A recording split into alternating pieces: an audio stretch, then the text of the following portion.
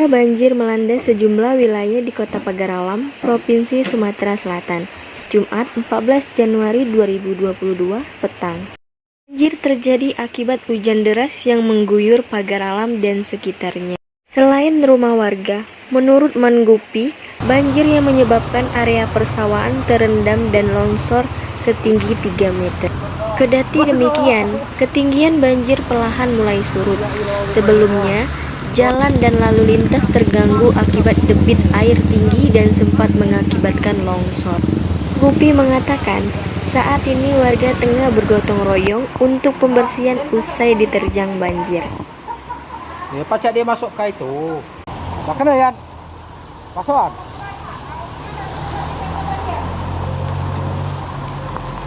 Oi, macam ada aku nak main ni apa? Temen dong.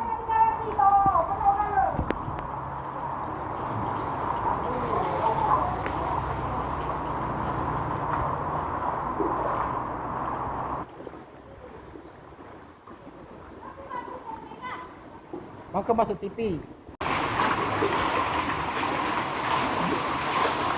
Cuma apa? Cuma apa? Makanya aku nak komplain ke raya aku.